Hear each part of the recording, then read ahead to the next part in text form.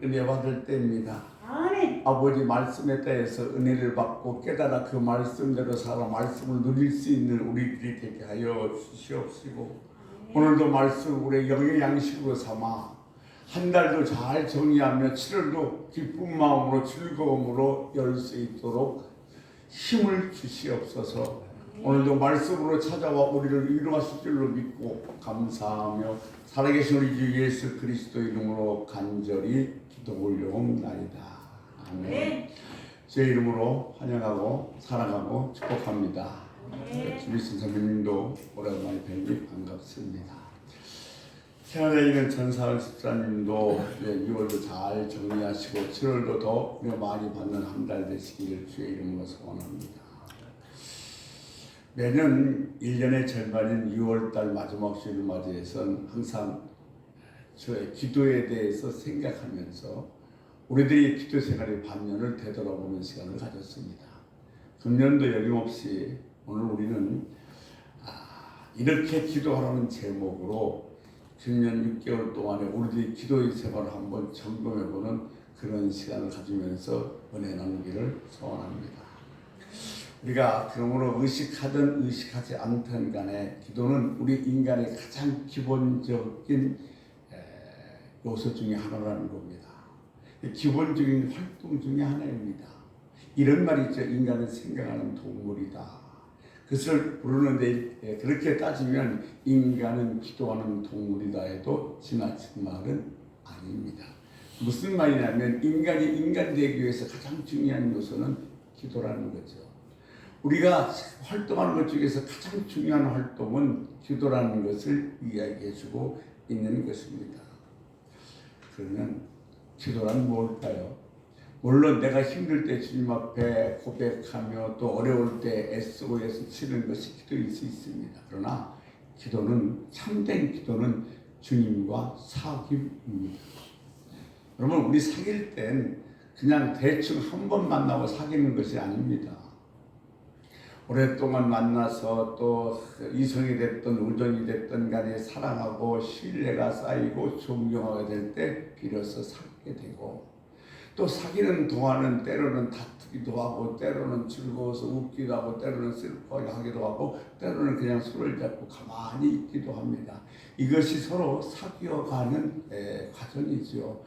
이렇게 사귀어가면서 점점점 사랑이 깊어지고 사귐이 깊어지게 되면 두 사람은 서로 닮게 됩니다.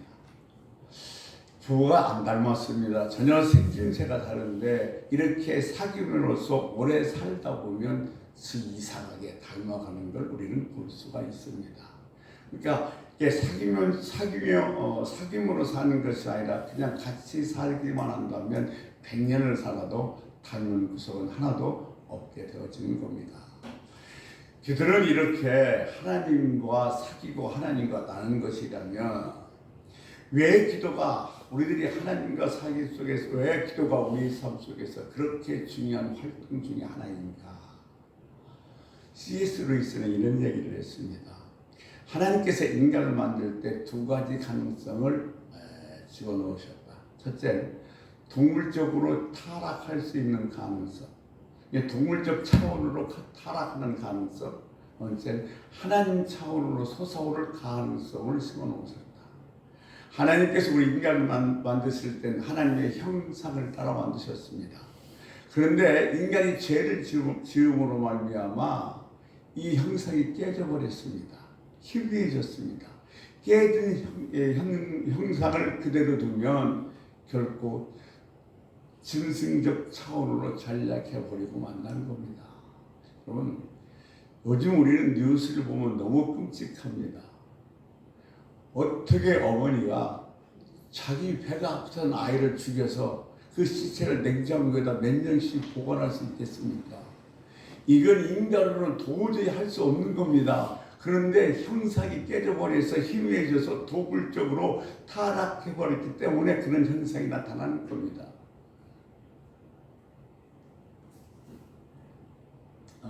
예수 그리스도 안에서 하나님의 형상이 회복되면 하나님의 차원으로 솟아오르게 되어져 있습니다. 그러니까 우리 인간이 인간되는 것은 오롯이 하나님의 은혜로 이 하나님의 형상이 회복될 때만 가능한 것입니다. 근데 그 형상이 회복되면 한 번으로 끝나는 것이 아니라 점점점 그 형상이 뚜렷해져야 됩니다. 그것은 예수 그리스도 은혜 안에서 하나님의 사귐으로만 가능합니다. 하나님과 사귀지 않고는 도저히 하나님을 닮아갈 수가 없는 겁니다. 기도가 중요한 이유가 바로 여기에 있는 겁니다. 여러분, 짐승적 차원으로 떨어지지 않기를 원하며 하나님 차원으로 솟아오르기를 원하신다면 기도를 제일 중요하게 여겨야 합니다. 우리 주님도 기도를 참 중요하게 여기셨습니다. 공생애를 시작하기 전에도 기도하셨고, 공생애 중에도 모든 기적과 이적 앞에서 기도하셨고, 죽기 전에 겟세마네 동산에도 땀방울이 핏방울처럼 보이는 것처럼 기도하셨고, 십자가에서 7마디 하셨는데 우리는 그것을 가산치러이라고 얘기하지만 3마디가 기도였습니다. 마태복음 27장 46절에 보면 나의 하나님이여 나의 하나님이 어찌하여 나를 버리셨습니까? 누가복음 23장 34절을 보면 아버지여 저들의 죄를 용서하여 주옵소서 저들은 자기가 하는 일을 모르나이다.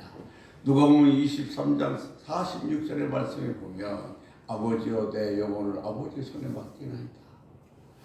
주님의 생애는 기도를 시작했고 기도로 끝을 마쳤습니다. 이처럼 기도를 중요시 여겼던 주님께서는 우리들에게 기도를 가르쳐 주시면서 그 앞에 먼저 1절에 마태복음 6장 1절에서 5절에 전제 조건을 달았습니다. 우리는 성도로서 의를 행하는 것이 마땅한 본분입니다. 근데 구제도 우리의 의무입니다. 구제는 이웃에 대한 의무입니다. 주님은 이렇게 말씀하셨습니다. 내 이웃을 내 몸같이 사랑하라. 내 이웃이 너에게 무엇인가 비위로울 땐 절대로 빈손으로 돌려보내지 말아라. 부자 청년에게 말씀하셨습니다. 네가 온전하게 되기 위해서 내 전 재산을 다 팔아서 가난한 사람에게 나눠주어라. 이게 구제입니다. 그런데 주님께서 거기에다가 우리가 유혹에 빠지고 시험에 빠지기 일에 대해서 교훈하시면서 이렇게 말씀하십니다. 그러나 오른손이 한 일을 왼손이 모르게 하라. 그러니까 우리가 누구를 구제할 때, 누구를 도울 때는 내가 그 사람을 돕는 것이 아니라 하나님의 영광을 위해서입니다. 내가 그 일을 함으로 말미암아 하나님께 영광이 돌아가게 하기 위해서 그 일을 하는 것이지 나를 나타내기 위해서 그를 돕는 것은 아닙니다. 여러분, 내가 지금 누구를 도와주는데, 누구를 구제하는데, 나를 좀 다른 사람이 잘 보이기 위해서 나 이런 착한 일에, 이런 좋은 일에 그런 마음이 조금이라도 들어있으면 그 사람은 하나님에게 받을 축복이 없다는 사실을 기억해야 됩니다. 구제는 이웃에 대한 의무인데 은밀하게 해야 됩니다. 두 번째, 기도는 하나님에 대한 의무입니다. 주님께서도 말씀하셨습니다. 너는 시험에 들지 않게 깨어 기도하라. 구하라, 찾아라, 두드려라. 이렇게 말씀하시고 주님께서 뭐라고 하냐면 너희는 사방에서 길거리에서 떠드는 사람처럼 사람에게 보이려고 기도하지 말고 골방에 들어가서 은밀하게 보시는 하나님 앞에 기도하라는 겁니다. 기도는 우리는 사람이 들으라고 하는 거 아닙니다. 하나님께 하는 겁니다. 하나님은 장문 선생님이 아닙니다. 거창한 이사 여구를 써서 기도하는 것이 아니라 우리 마음, 전심을 다해서 하나님께 올려드려야 될 것입니다. 그런 말미암아 하나님과 사귀는 겁니다. 그러니까 주님께서 이렇게 기도를 말씀하시면서 두 가지 주의사항을 말씀하셨어요. 외식하는 사람처럼 사람들에게 보이려고 기도하지 말라. 두 번째, 주건도원하지 말라. 이것은 이방인들이 하는 기도이다. 이렇게 주의를 주시면서 주님께서는 우리들에게 이 주기도를 가르쳐 주셨던 것입니다. 주기도가 우리 나라 교회에게 이렇게 계속해서 전해오게 된 것은 한국교회의 전통상 안수받은 목사님이 없었을 때 예배를 끝날 때 주기도로 마쳤습니다. 그래서 마치 주기도가 예배를 끝나는 주문처럼 되어 있는데 주문은 주기도의 약자가 아닙니다. 주기도는 그냥 외우기 마음속에서만 끝나는 것이 아니라 그 뜻의 의미 하나하나를 알고 그 뜻대로 살려고 애를 쓰고 노력해야만 할 것입니다. 그러니까 우리는 이 주기도를 통해서 참된 기도가 어떤 것인지를 배워야 하고 우리가 하는 모든 기도는 이 주기도과 맥을 같이 해야 됩니다. 그러니까 우리 모든 기도는 뭐가 모범이 나면 이 주기도가 모범이라는 사실입니다. 그래야 우리는 예수님을 닮아갈 수 있고 하나님의 성품에 참여할 수가 있는 것입니다. 자, 주님이 왜 이렇게 우리들에게 주기도를 가르쳐 주셨는데 이것이 왜 중요하냐면 주님이 직접 가르쳐 주셨기 때문에 그렇습니다. 그리고 뜻이 있기 때문에 그렇습니다. 모든 기도의 본이 되기 때문에 그렇습니다. 그리고 세상 끝날까지 계속되기 때문에 이 주기도가 중요한 것입니다. 그래서 주님은 오늘 이렇게 우리들에게 주기도를 가르쳐 주면서 이렇게 시작합니다. 우리 마태복음 6장 9절 같이 한번 읽도록 하겠습니다. 그러므로 너희는 이렇게 기도하라. 하늘에 계신 우리 아버지여, 이름이 거룩히 여김을 받으시오며. 아멘. 여기서 우리가 하나 생각할 것은 우리 기도의 순서입니다. 하나님께서는 우리 기도가 인간 중심이 아니라 하나님 중심이 되기를 원하셨습니다. 왜냐하면 이 기도는 하나님과의 사귐입니다. 우리가 정말 조심할 것은 기도할 때 하나님의 손을 바라보는 것이 아니라 하나님의 얼굴을 바라보려고 정말 노력해야 됩니다. 왜냐? 무엇을 구하는 것이 아니라 하나님과 사귀는 것이기 때문에 그렇습니다. 그래서 이런 점에서 하늘에 계신 우리 아버지라고 시작하는 것은 저는 매우 적절하다고 생각합니다. 영어 성경에 보면 Our Father, 우리 아버지부터 시작됩니다만 우리 주기도에는 하늘에 계신 우리 아버지라고 시작합니다. 이것이 훨씬 더 적절한 것이라고 생각이 됩니다. 예수님께서 하늘을 향해서 아버지라고 부를 때에 하나님께서 하늘에 계신 것을 전제를 하고 아버지라고 부르셨기 때문에 하늘에 계신 우리 아버지 아주 적절한 표현이라고 생각이 됩니다. 우리는 기억해야 됩니다. 우리는 땅에 있고 하나님은 하늘에 계십니다. 그러니까 이 사실을 우리가 정말로 인식하게 되면 우리는 입을 닫을 수밖에 없습니다. 주여 말씀하옵소서, 내가 듣겠나이다. 이렇게 고백할 수밖에 없게 되어지는 겁니다.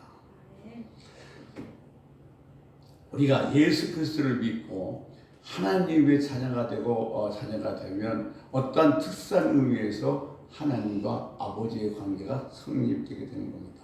그런데 하늘에 계신 우리 아버지에 있을 때 이 아버지는 몇 가지 특징이 있는데 초월성과 내재성과 인격성을 갖고 있는 분이라는 겁니다. 즉 그분은 한계가 없습니다. 또 그리고 스스로 계신 분이십니다. 또 인격을 갖고 계신 분입니다. 그래서 우리를 보시고 우리를 아시고 우리들의 부르짖음에 응답하시는 분이라는 겁니다.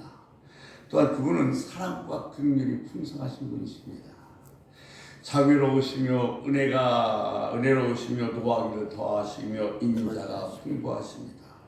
그러므로 죄인을 부르시고 또 세리도 부르시고 창자가 돌아올 때 두 손을 벌려 맞아주시는 것이 우리 아버지의 사랑과 긍휼이 풍성하신 분이십니다.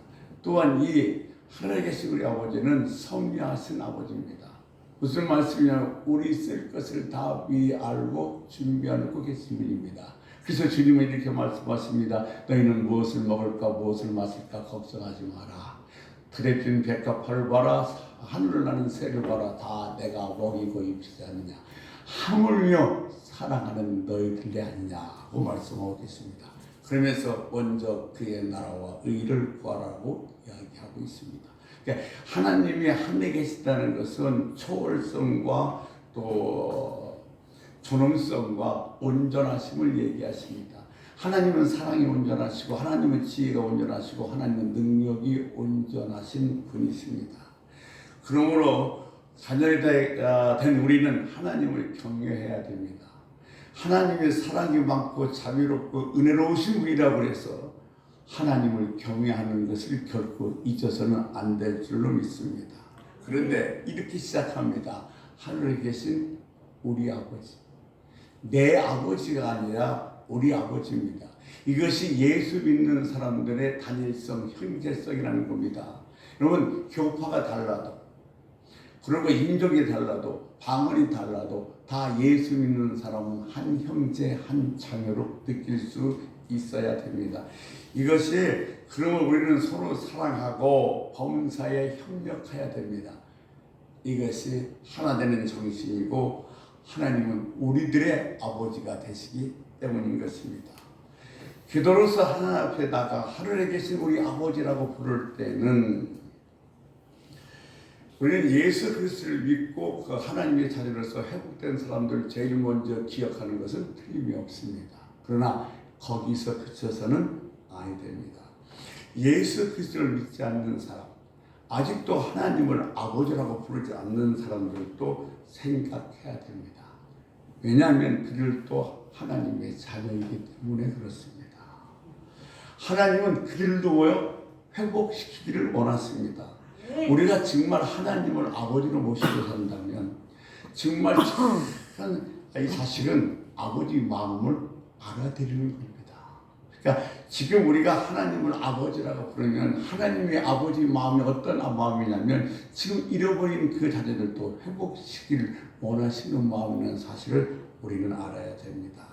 그러니까 우리는 하늘에 계신 우리 아버지라고 이렇게 기도할 때에 하나님께서 잃어버린 자녀들, 즉 우리 주변에 믿지 않는 사람들을 기억할 수 있어야 됩니다.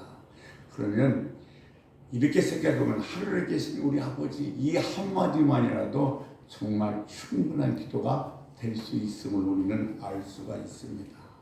하늘에 계신 우리 아버지 이 한마디 속에 우리가 알아야 될 것과 우리가 해가야 될 것이 다 함축되어 들어져 있습니다.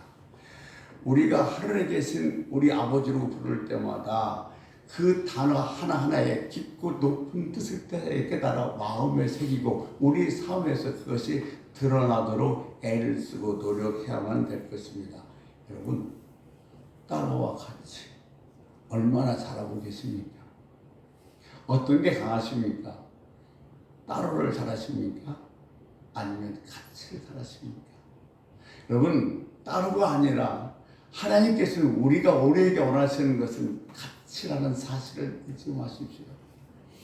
제가 언젠가도 말씀드렸습니다만 교회에 일어나는 것은 혼자 한 시간에 할 수 있는 것을 3시간에 하는 것을 하나님께서 훨씬 더 기뻐하십니다.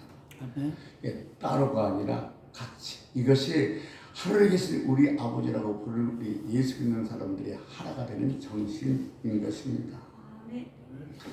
여러분, 하늘에 계신 우리 아버지라고 부를 때 잃어버린 자녀를 얼마나 생각하고 계십니까?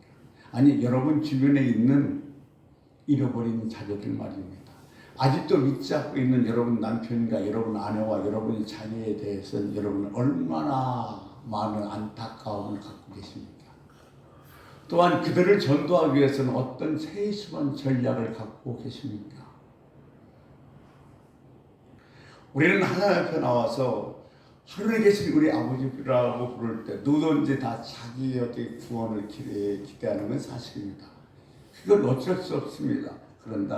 그러나 하지만 예수 그리스도 안에서 예수 그리스도를 만나고 하나님과 사귀며 하나님의 성품에 닮아가는 사람이라면 믿음의 목적이 나에서 우리 주님에게로 옮겨가야 합니다. 근데 하나님의 깊이를 알고 아는 만큼 우리들은 나의 중심에서 하나님의 중심으로 옮겨가게 되어지는 것입니다. 자, 우리가 하나님을 아는 만큼 나는 정말로 작고 초라해지고 하나님은 커지고 중요해지게 되는 것입니다. 전능하신 하나님 앞에서 나는 아무것도 아닙니다는 사실을 인정할 수 있어야 됩니다.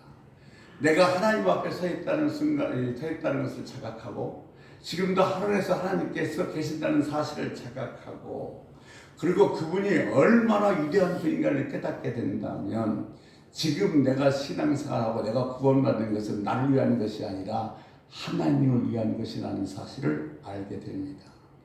하나님이 어떤 분인지를 알고 자각하는 순간 나는 잊고 오직 하나님을 즐기며 하나님을 찬양하며 하나님을 감사하는 삶을 살게 되어지게 될 것입니다.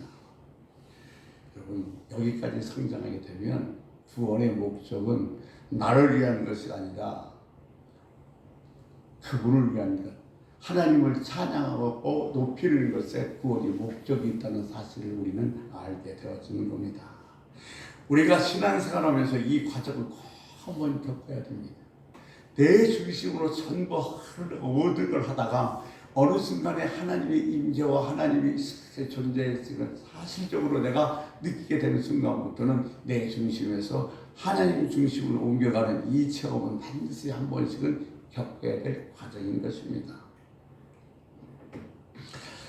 그러므로 여러분, 예수를 왜 믿으십니까? 라고 묻는다면 이렇게 대답할 수 있어야 됩니다. 예수님의 이름을 높이기 위해서입니다. 하나님의 영광을 위해서입니다라고 이렇게 대답할 수 있어야 됩니다. 아니, 왜 그렇게 고생하시면서 예수를 믿습니까? 라고 누가 물어본다면, 하나님의 영광을 위한 일이라면, 예수님의 이름을 위한 일이라면 나는 어떤 고생이라도 감당하겠습니다. 할 수 있습니다. 이렇게 대답할 수가 있어야 되는 것입니다.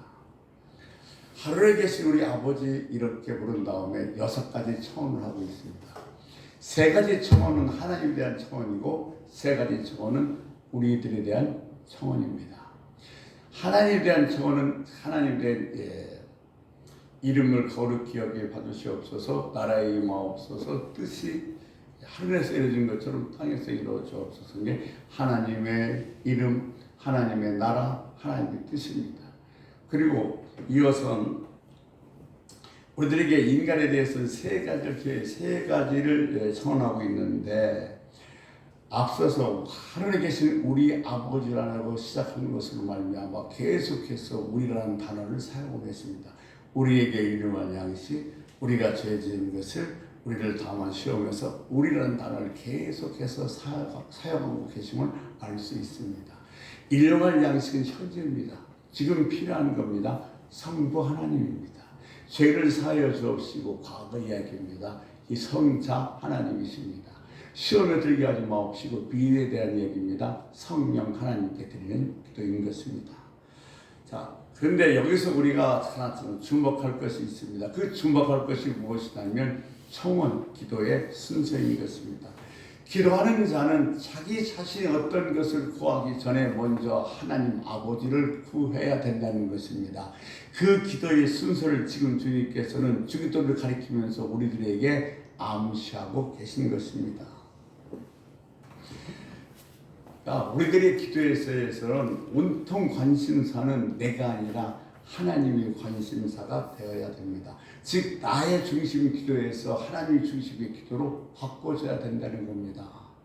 왜냐하면 우리는 이 기도를 통해서 앞서 말씀드린 것처럼 무엇을 얻고 무엇을 내가 좀 취하기도 하겠지만은 하나님과 사귀는 것이 진정한 기도이기 때문에 이 기도는 내 중심이 아니라 하나님 중심으로 옮겨져야만이 하나님과 더 깊이 사귈 수 있고 하나님을 점점 더 닮아갈 수가 있는 것입니다.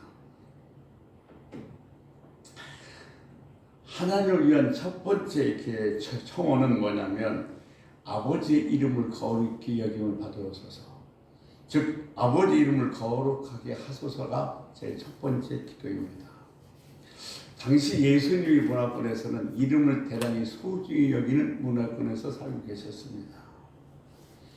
그러니까 서양 사람들은 만나면 그냥 자기 이름 얘기합니다. hello, I'm Thomas, I'm James 이렇게 얘기하는데 그들은 마치 이름을 하나의 기호처럼 생각하고 있습니다. 근데 동양 사람은 그렇지 않습니다. 단박에 친해지는 것이 아니라 오랫동안 만나고 또 사귀고 그럴 때 비로소 뭐냐면 통성명을 합니다. 통성명을 한다는 것은 나는 이제 그 사람을 신뢰하고 내 마음을 열었다는 의미인 것입니다. 그러니까 우리가 이름을 그냥 한 가지 기호가 아니라 자신의 일부라고 생각하기 때문에 비로소 그 사람이 믿음이 가고 신뢰가 갈 때 자기의 마음을 열게 되어지는 것입니다. 어느 분이 회고록에다가 이런 글을 썼습니다. 정치적인 문제 때문에 교도소에 가게 됐습니다. 교도소에 가니까 제일 먼저 하는 일이 자기가 입고 왔던 사복을 벗겨버리고 죄수복을 주는데 죄수복에는 번호가 적혀 있더랍니다. 그런데 그 간수가 하는 말이 앞으로 당신은 당신 이름을 부르는 것이 아니라 이 번호로 불려질 것입니다라고 이야기를 하더랍니다.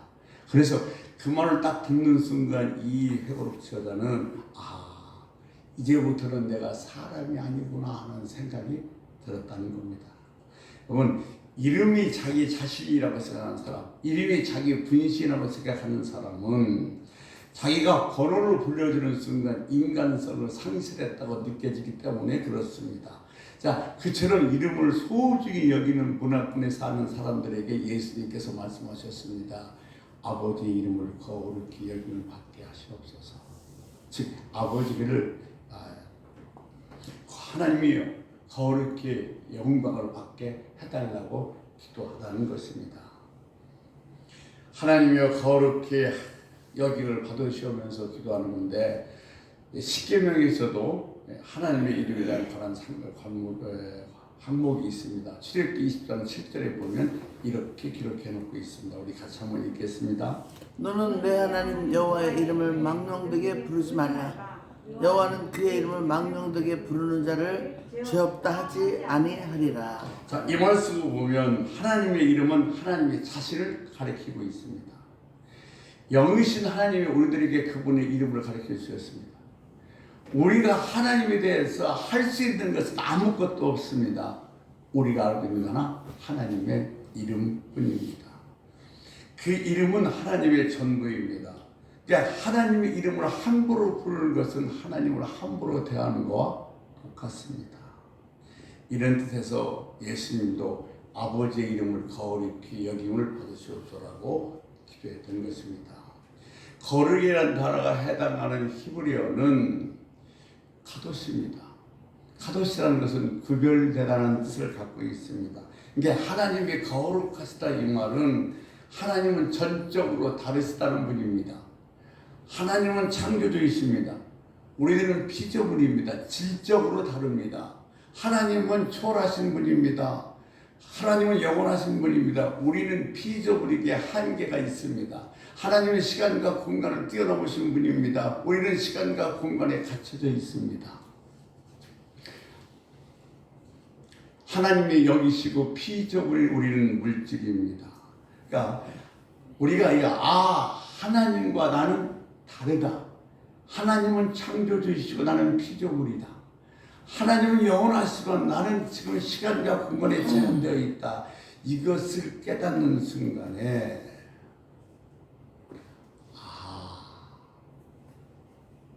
하나님의 이름이 얼마나 귀한 것인지, 하나님이 얼마나 귀한 것인지를 우리는 느끼고 깨달을 수 있게 되는 것입니다. 그 이름을 인정하는 것이 하나님을 거룩히 여기는 겁니다. 즉 하나님과 나가 다르다는 것을 인정하는 것이 그 이름을 거룩하게 하는 것이에요. 절대로 우리는 이것을 꼭 기억하셔야 됩니다. 하나님과 나는 다르다. 하나님, 내가 듣겠나이다. 말씀하옵소서. 이런 자세로 주님 앞에 서야 될 줄로 믿습니다. 아멘. 아버지의 이름을 거룩하게 하옵시고, 이 말을 들으면 사람들로 하여금 아버지 하나님을 거룩하게 여기도록 부르게 하게 해달라는 겁니다. 하늘에 계신 우리 아버지, 이 말은 뭐냐면 하나님 나뿐만 아니라 다른 사람들도 하나님의 이름을 거룩하게 부르게 해 주옵소서라는 뜻이 이 기도 속에 포함되어 있다는 것입니다. 그러니까 또 바꿔서 말하면 이 세상에 있는 모든 피조물들이 하나님은 인간과 구별됨을 알고 하나님을 하나님으로 인정하게 해달라는 기도가 하나님의 이름을 거룩히 여김을 받으시옵고 속에 포함되어져 있다는 것입니다. 이게 또한 아버지 이름을 거룩히 여김을 받으옵시며 이야기는 이 땅에 있는 모든 사람들을 위한 중보 기도이기도 하는 것입니다. 우상을 버리고 잡신도 버려버리고 영원하고 참된 하나님을 알게 해달라고 구하는 기도가 바로 하늘에 계신 우리 아버지의 이름이 거룩히 여김을 받으시옵시며 하는 기도쓰기입니다. 이것을 좀 바꿔서 말씀드리면 하나님을 알지 못하는 사람을 생각하면서 우리는 우리 기도를 이렇게 바꿔야 합니다. 하나님 아버지, 내 남편이, 내 아내가, 내 자녀가 자녀들에게서 거룩히 여김을 받으옵소서. 그러니까 지금도 내 주변에 잃어버린 자녀를 찾고 있는 그 하나님의 마음을 안다면 하나님, 내 아내를, 내 남편을, 내 자녀가 자녀에게서 이름을 거룩히 여김을 받으옵소서라고 기도할 수 있게 되어지는 것입니다. 이런 시각에서 보면 전도라는 것은 다른 면에서 하나님의 이름을 높이려고 애를 쓰는 것이 전도입니다. 또한 전도는 하나님을 알지 못하는 사람들에게 하나님을 알게 하는 것이 전도입니다. 하나님이 어떤 분임을 알게 되면 스스로 하나님의 이름을 높이게 되기 때문에 그렇습니다. 여러분, 이 주님이 가르쳐주신 이 주기도 하늘에 계신 우리 아버지 이 한마디만이라도 우리들의 기도가 충분합니다. 정말 그 의미와 뜻을 알고서 내가 그 외치고 있다 그런다면 다른 미사여가 다 필요 없어요. 하늘에 계신 우리 아버지 이 한마디에 전부 다 포함되어 있음을 믿으시기 바랍니다. 그래서 우리가 이 주기도를 암송할 때 그냥 암송하는 것만 끝내지 말고 하나하나의 의미를 담고 정말로 그것이 내 삶에서 드러나도록 최선을 다하는 삶을 사시기를 주의 이름으로 소원합니다. 아멘. 기도하겠습니다. 하나님, 우리들에게 기도를 가르쳐 주시면서 이렇게 기도하라 하시면서 너희는 기도를 다른 사람에게 보이려고 하지 말아라. 골방에서 은밀히 기도하라. 은밀하게 보시는 하나님 앞에서 기도하라 하셨습니다. 아버지, 우리들의 신앙생활은 은밀하게 보시는 하나님을 상달한다는 사실을 결코 잊지 않게 하여 주시옵시고 이름이 거룩히 여김을 받으시옵소서. 정말 내 주변에 많이 믿지 않는 사람들에게서 아버지 이름이 높임 받기를 원합니다. 날마다 그런 기도할 수 있는 우리가 되게 하여 주옵소서. 감사하며 우리 주 예수 그리스도 이름으로 간절히 기도 올려옵나이다.